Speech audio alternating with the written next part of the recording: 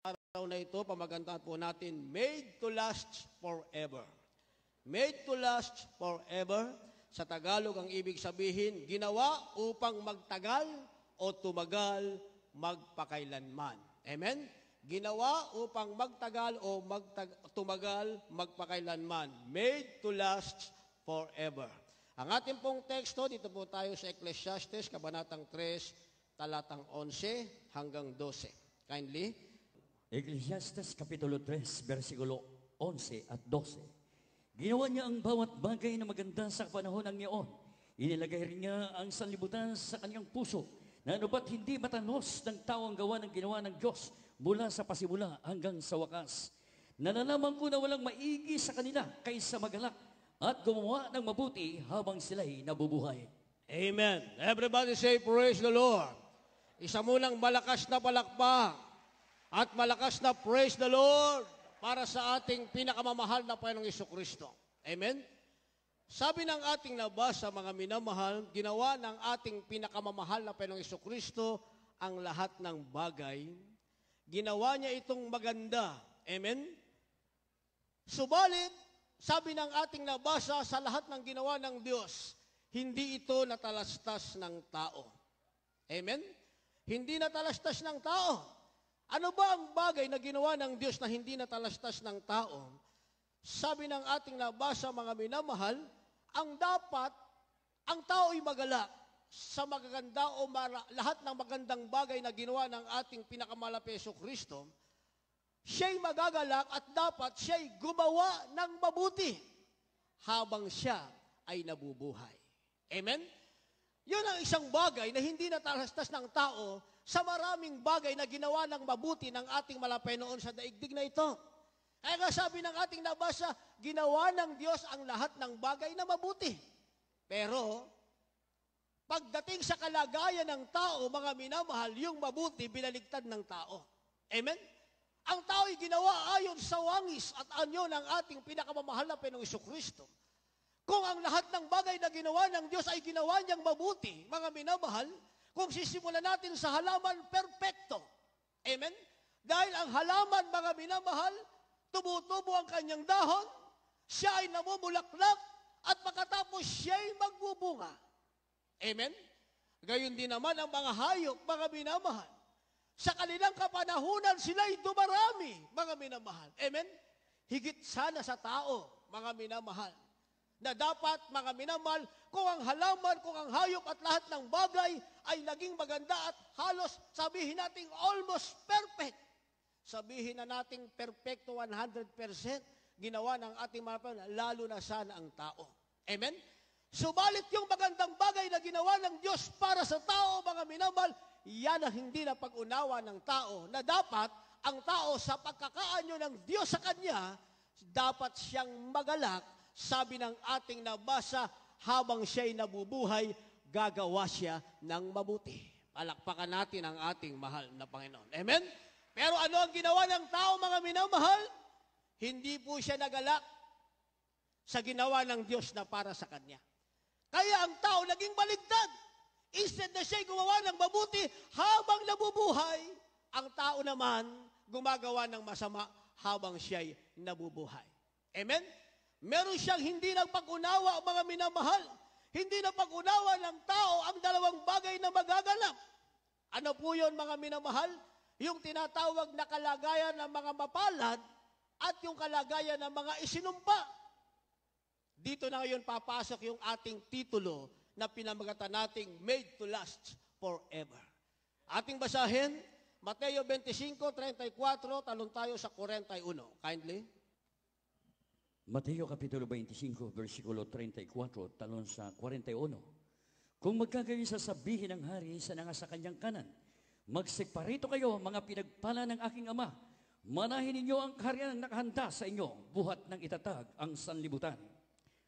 Kung magkagayon sasabihin naman niya sa mga nasa kaliwa, magsilayo kayo sa akin, kayo mga sinumpa, at pasaapoy na walang hanggan, na ihanda sa diablo at sa kanyang mga anghel. Palakpakan natin ang isang malakas na palakpakan ating mahal na Panginoon. Lahat magsabi ng malakas na praise the Lord. Amen? Dito ngayon pumasok yung ating titulo, mga minamahal. tayo'y ginawa upang magtagal, magpakailanman. Iba ang pagkakagawa sa atin, mga minamahal. Kung yung mga halaman, pagdating ng tinatawag na katapusan ng kanilang buhay, sila ay malalanta lamang sila. Amen? Gayon din ang hayop, mga minamahal. Kagaya ng aso, ang aso, minumultiply natin ng 7 times yung kanilang buhay every year. Kaya kung may aso kang 7-year-old na, times 7, ang ibig sabihin, 49 years old na siya. At mapapansin natin habang siya'y tumatanda, mga minamahal, hihina siya, siya'y mamamatay. Pero hindi sila inilikha upang magtagal, magpakailanman. Hanggang doon lamang sila, mga minamahal. Amen? Pero ang tao dapat nating maunawaan, tayo pala'y nilikha, ginawa ng ating pinakamamahal na Panginoong Jesucristo upang magtagal, magpakailanman. Hindi ibig sabihin kapag tayo namatay sa daigdig na ito, ano man ang ating kalagayan, masama o mabuti, tapos na ang lahat. Maling pangunawa yan, mga minamahal. Amen? Kaya nga may nagsusuicide, may nagpapakamatay, magpakamatay na lang ako. Kagaya nung nangyari nung isang araw, mga minamahal, tumalon dyan sa overpass. Hindi ba? Pinipilit siyang saluhin, mga minamahal, ng ating mga magigiting na bumbero, lalo siyang tumulay doon sa malayo na halos hindi siya maaabot, sabay talon. Pagbagsak niya, akala niya, pagtalon niya, tapos na ang lahat. Amen? Hindi niya naunawaan, siya'y tao. Kapag ikaw ay tao, hindi ka hayop, hindi ka halaman, na kapag ikaw'y nalanta, tapos na ang lahat ng bagay. Hindi ka hayop na kapag ikaw ay namatay, tapos na ang lahat ng bagay. Sabi ng ating nabasa, merong tinatawag na mapalad. Sabi ng ating nabasa, mamalahin nila ang kaharian ng langit na hinanda ng ating pinakamamahal na Panginoong Jesucristo. Mula ng lalangin ng sanlibutan ito, sila'y tinawag na mapalad sapagkat naunawaan nila na ang buhay dito sa sanlibutan ay temporary lamang, pansamantala lamang, meron pang tunay na buhay sa piling ng ating pinakamamahal na Panginoong Jesucristo. Amen? Kaya dapat maunawaan ng tao, siya'y nilikha ng Diyos, nilikha ng Diyos ang lahat ng bagay na mabuti. Dapat ang tao, habang siya'y nabubuhay, gumawa siya ng mabuti. Dahil pag hindi siya gumawa ng mabuti, mga minamahal, hindi siya tatawaging pinagpala. Tatawagin siyang curse o isinumpa. Sabi ng ating nabasa, verse 41 ng Mateo 25, mga minamahal, kung magkagayoy, sasabihin niya sa mga nasa kaliwa, magsilayo kayo sa akin, kayong mga isinumpa. Ano ang kanilang kalagayan, mga minamahal? Nilikha sila upang tumagal magpakailanman. Saan sila magtatagal? Ang sabi, pasaapoy na walang hanggan na hinanda sa dyablo at sa kanyang mga anghel. Amen? Sa makatuwid, wag nating iisipin kapag tayo'y binawian ng buhay, tapos na ang lahat. Amen? Maging yung mga viewers natin sa live webcast, maging yung ating mga bisita. Dahil kahit ako noon, nag-isip akong uminom ng lason at magpakamatay na lamang, akala ko kasi pag ako'y namatay, mga minamahal, tapos na yung aking karamdamang ketong. Tapos na ang aking paghihirap. Tapos na yung hapdi na aking nararamdaman. Tuwing kakainin, mga minamahal, unti-unti ng germs yung aking katawan na ketong. Hindi pala yun ang katotohanan, mga minamahal. Kaya ang ating pinag-aaralan, made to last forever. Amen? Dahil iba ang ating pagkakalikha, mga minamahal.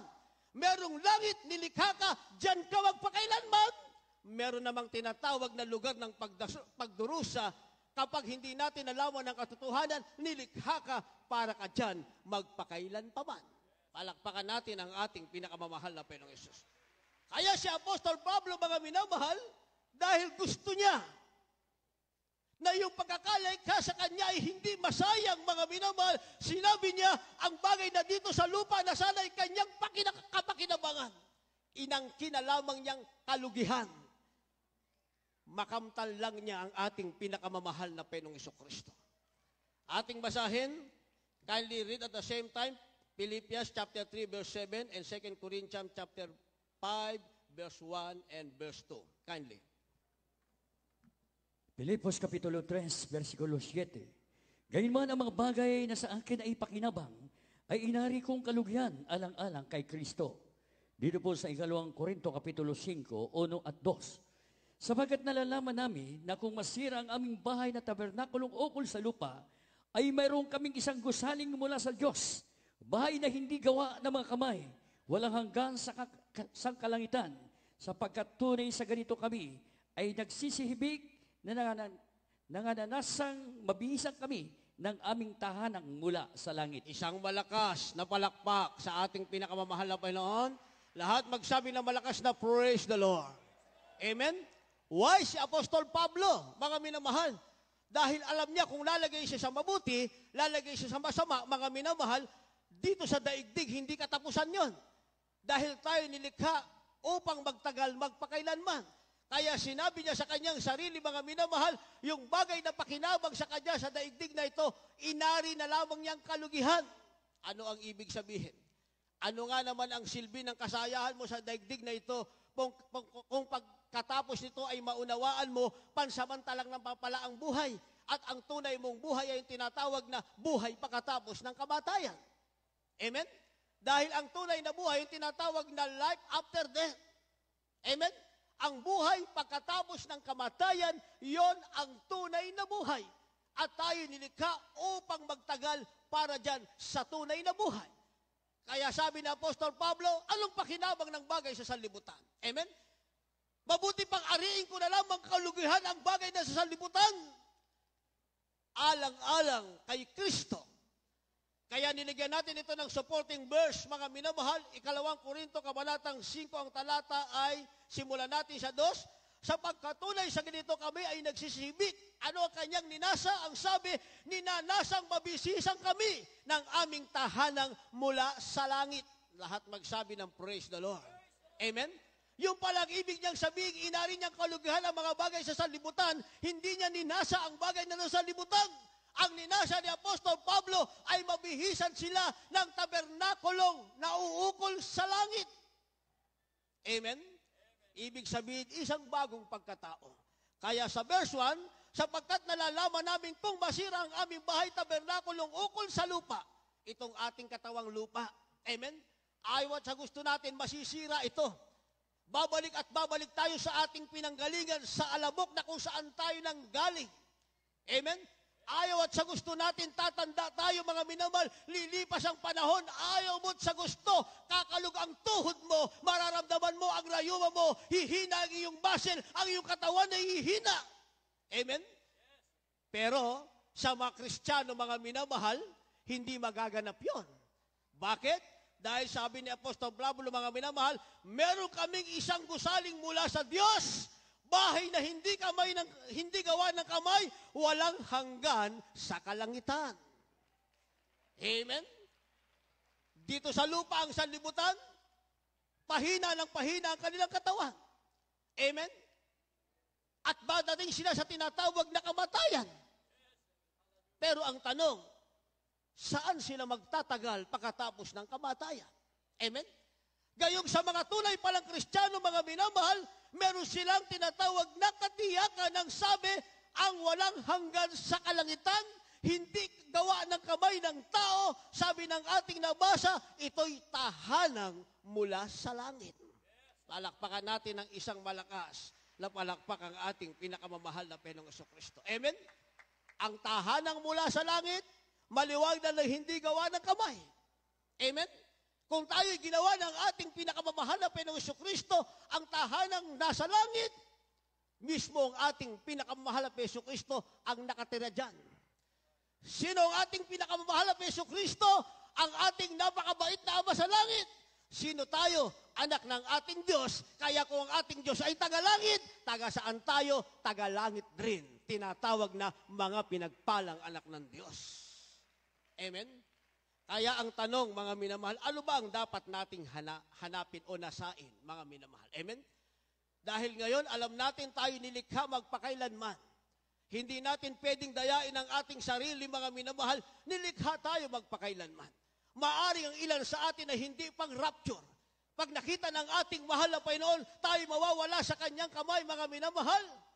bago pa man dumating ang tunay na pagkamahamak, yung pinahiram na buhay ng ating mahal na Panginoon, babawiin ng ating pinakamamahal na Panginoon, pababayaan niya ang ating katawang ito ay bumalik sa alabok, subalit ang ating kaluluwa ay iingatan niya sa trono ng kanyang biyaya. Amen? Yung mga hindi pang rapture, pero wala akong sinasabi sa inyong bumalik kayo sa kasalanan dahil hindi kayo pang rapture. Kaya nga inuunawa natin mga minamahal, sabi ng ating teksto kanina, Ecclesiastes 3, ang talatay 12, ang dapat maunawaan ng tao, ginawa ng Diyos na mabuti ang lahat ng bagay upang ang tao ay mabuhay na gumagawa ng mabuti. Naunawaan po natin, paano ang buhay ng tao? Mabuhay siyang gumagawa ng mabuti. Amen? Kaya nga, merong hindi pang rapture. Yung mga una ng kinuha ng ating pinakamamahal na Panginoong Jesucristo, hindi ibig sabihin sila'y magtatagal sa lugar ng pagdurusa, bagkus nauna silang kinuha ng ating mahal na Panginoon. Tayo namang naiwan pa, maaaring tayo ang pang-rapture. Amen? Sabi ng ating iginagalang mahal na ebangelista, our beloved Evangelist Will de Almeida, the end-time prophet of our loving God, habang tayo'y nagagamit ng ating mahal na Panginoon, habang tayo'y nagagalak na gumagawa ng mabuti mga minamahal, ang kamatayan ay hindi para sa atin, tayo'y buhay sasalubong sa ating pinakamamahal na Panginoong Jesucristo. Kaya babalik ko ang aking tanong, ano ang dapat nating hanapin?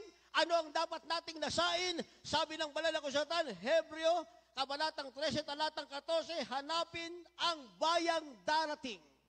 Amen? Ito ang dapat nating hanapin, ang bayang darating. Ito ang dapat maging design ng ating mga puso na tayo'y makarating sa bayang darating. Ating basahin, kindly, Hebreo, Kabanatang 13, talatang 14. Bless you. Hebreo Kapitulo 13, versikulo 14. Sapagkat dito'y wala tayong bayan na namamalagi, ngunit hinahanap natin ang bayan na darating. Isang malakas na palakpak sa ating mahal na Panginoon. Isang malakas na praise the Lord para sa ating pinakamamahal na Panginoon. Amen? Anong sabi ng ating nabasa? Ano daw meron tayo rito? Dito, wala tayong bayang namamalagi. Amen? Sabi ng ating nabasa, dito, wala tayong bayang namamalagi. Kung wala tayong bayang namamalagi, mga minamahal, kaya palang sabi ng banal na kasulatan, tayo ay stranger lamang. Tinatawag tayong mga manglalakbay pag binasa natin ang banal na kasulatan. Amen? Dahil wala pala tayong bayang namamalagi. Kung wala tayong bayang namamalagi sa makatuwid, anumang bagay na ating tinatangkilik, hindi rin yan mamamalagi. Amen? Maging ang kalusugan ng ating pangatawan, hindi rin yan mamamalagi. Pag gusto nang bawiin ng Diyos ang pinahiram niyang buhay, isang kisap mata lamang. In a twinkling of an eye, mababawi ng ating pinakamamahal na Panginoon dahil ang ating pinakamamahal na Panginoon Jesus ang siyang nagbigay sa atin ng buhay. At siya rin at walang sino man ang maaaring bumawi maliban sa ating pinakamamahal na Jesucristo. Kaya sabi ng ating nabasa, ang dapat nating hanapin mga minamahal ay ang bayang darating. Amen? Bayang darating. Ano bang sinasabing bayang darating? Pag binasa natin ang banal na kasulatan, mga minamahal, ito ang tinatawag na better country. Amen? Tinalakay natin noong nakaraang linggo, mga minamahal. Di ba? A better country. Ito ang dapat nating nasain, ang bayang darating, ang isang mabuting lugar para sa atin. Sabi ng banal na kasulatan, mga minamahal, pagkatapos gunawin ang ating pinakamahal na Jesucristo, ang tinatawag na lumang langit at lumang lupa, yung tinatawag na old heaven and old earth, pagkatapos gunawin ang ating pinakamahal na Jesucristo sa magitan ng isang matinding apoy o init, mula sa kalangitan ay bababa ang isang bagong langit at isang bagong lupa. Amen? Sabi, tinatahanan ng katuwiran at diyan tayo mamamalagi magpakailan paman. Amen? Kaya tignan nyo rito mga minamahal, magpatayo ka ng bahay, pag nasunog-sunog. Magpatayo ka ng bahay, pag gustong nakawan, nanakawan. Subalit tayo, may proteksyon tayo dyan sa kahabagan ng ating pinakamamahal na Panginoong Jesucristo sa pangunang panalangin ng ating beloved Honorable Evangelist Will de Almeida, the end-time prophet of our loving God. Gayon pa man, sabi ni Apostol Pablo, hindi yan ang kanyang tinitignan. Amen? Kaya nga inari niyang kalugihan ang lahat ng bagay. Sabi ng Apostol Pablo, kung i-consider niya kanyang sarili, mga minamahal, hindi siyang pinakamababa sa lahat ng mga apostol, pero ginawa niyang mababa ang kanyang sarili upang sa kanyang kababaan, maitaas naman, mag-glorify ang ating pinakamamahal na Panginoong Jesucristo. Amen? Bakit? Sapagkat sabi ng ating nabasa, ang dapat pala nating hanapin ng isang bagong bayan na darating. Amen? At yan ay walang iba kundi ang kalangitan. At habang tayo ay naghihintay sa isang bagong bayang darating, sabi ng banal na kasulatan, kinakailangan manatiling malakas ang ating mga loob. Amen? Ating basahin, 2 Korinto, kabanatang 5, talatang 6, itatalon po natin sa 8. Ikalawang mga taga-Korinto, Kapitulo 5, versikulo 6, talon sa 8. Kaya nga kami laging malakas ang loob, at nalalaman namin na samantalang kami ay nasa tahanan sa katawan, ay wala kami sa harapan ng Panginoon. Na malakas ang loob namin, ang sabi ko, at ibig pa nga namin, ang mga mawala sa katawan at mapasatahanan na kasama ng Panginoon. Isang malakas na palakpak para sa ating mahal na Panginoon. Lahat magsabi ng malakas na praise the Lord. Amen? Kaya habang tayo naghihintay ng isang bagong bayan, itong dapat nating nasain, hanapin ang ibig sabihin, ang buhay na walang hanggan, ang langit na ipinangako ng ating malapay noon, sabi ng ating nabasa, we must have confidence. Kinakailangan meron tayong lakas ng loob. Amen? Sabi ng ating nabasa, malakas ang loob ni Apostol Pablo, ninasa nilang mawala sa katawang ito. Amen? At mapa sa Panginoon. Dahil habang sila'y nasa katawang ito, sabi ng kanyang salita, mga minamahal, kanyang pangusap sa kanyang sulat, habang sila'y nasa katawang ito, wala sila sa harap ng Panginoon. Amen? Dahil nasa katawang lupa pa sila. Pero ang Espiritu ng Diyos ay nasa kanila. Pero ninasa nila, sabi niya, na malakas ang aming loob, sabi ko, at ibig pa nga naming mawala sa katawan at mapasatahanan na kasama ang Panginoon. Amen? Kasi yan ang mas maganda nating pangarap. Yung tayo'y makasama ng ating pinakamamahal na Panginoon Jesucristo. Pagkasama natin ang ating malapay, ang ibig sabihin niyan, wala tayo sa lugar ng pagdurusa. Hindi tayo ginawa upang magtagal sa lugar na yan. Hindi rin tayo ginawa upang magtagal sa makasalanang sanlibutan ito. Ginawa tayo upang magtagal sa piling ng ating pinakamamahal na Panginoong Jesucristo. Amen? And finally, sabi ng banal na kasulatan, ang ating mga kaluluwa ay tutubusin ng ating mahal na Panginoon. Sa ating last verse, Psalms 34 verse 22, kindly. Awit 34:22, maghanda po ang ating magpaawit, mga manunugtong. 34, versikulo 22. Tinubos ng Panginoon ang kaluluwa ng kanyang mga lingkod, at wala nagsisipagkanlong sa kanya, ay kikilanling may sala. Isang malakas na palakpak sa ating mahal na Panginoon. Amen? Ano na ngayon ang ating magiging kalagayan? Ang sabi ng ating nabasa, ang ating kaluluwa bilang lingkod ng ating malapay noon, 100% may katubusan. Amen? At ang sabi rito, mga minamahal, tayo ay nagsipagkanlong sa ating mahal na Panginoon. Amen? Kaya hindi na tayo kailanpaman kikilalaning may sala. Maliban na lamang tayo ay bumalik sa kasalanan. Amen? So, balit habang tayo ay nasa ating pinakamamahal na Jesucristo, dito tayo ginawa. Hindi tayo mawawala. Hindi tayo matitisod, hindi tayo malulupaypay. Mararamdaman lang natin yan. Minsan tayo ay mabubuwal, subalit muling tatayo. May pag-asang ang Diyos ang tumubos ng ating kaluluwa at hindi niya kikilalaning tayo ay may sala sa kanyang harapan. Sapagkat tayo ginawa, mapa sa Panginoon, magpakailan paman. Tayong lahat ay tumayo at umawit sa ating pinakamamahal na Jesucristo. Habang tayo umaawit, lahat ng ating mga pinagpalang bisita, mga baguhang dala nyo, samahan nyo sila sa harapan. Hihintayin natin sila, maging ang nasa ilalim, left and right wings, hihintayin natin sila, mga minamahal. Amen? Sapagkat kayo ngayon ang mamimili sa araw na ito. Tayong lahat ay ginawa ng ating mahal na Panginoon, hindi natin maitatanggihan. Pero ang tanong, saan mo nais magtagal? Sa piling ng Diyos o sa lugar ng pagdurusa?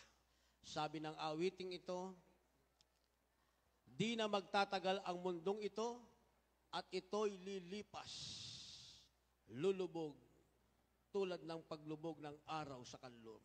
Tayo'y umawi.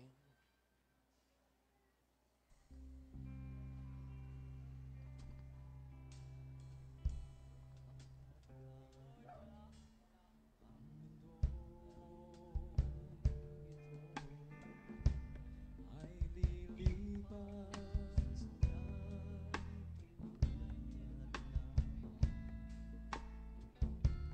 ang lubog ng araw sa kanluran.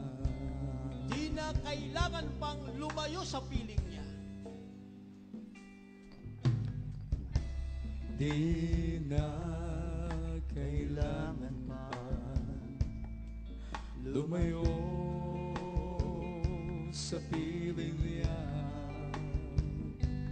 pagkat siya ang kaligtasan ng bawat isa sa atin. Hallelujah. Kaya tayo na tanggapin siya. Kaya tayo na tanggapin siya,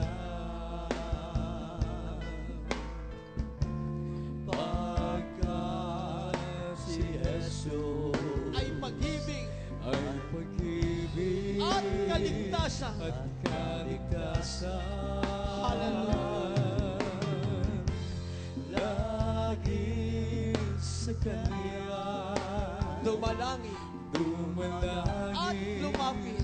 at lumapit. Pagkat si Jesus ay pag-ibig.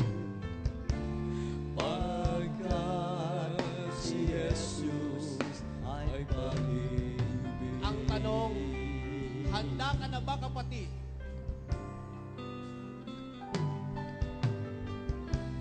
Handa ka na ba, kapatid, kung dumating siya? Wala nang oras upang baguhin mo ang iyong isipan. Yes. Kaya tayo na tanggapin siya. Kaya tayo na tanggapin siya,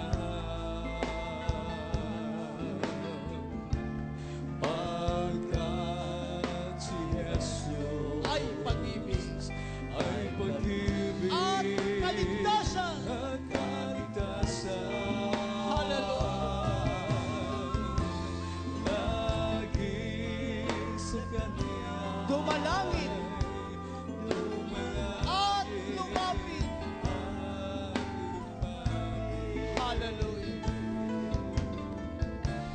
Pagkat si Jesus ay pag-ibig. Kaya tayo na. Hallelujah. Kaya tayo na tanggapin siya,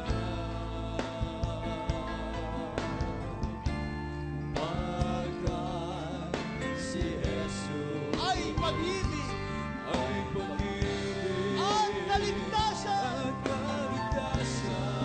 Hallelujah. Laging sa Kanya dumalangin at lumapit, pagkat si Jesus ay Yes, pag-ibig. hallelujah. Kaya tayo na. Hallelujah. Kaya tayo na Tanggapin siya. tanggapin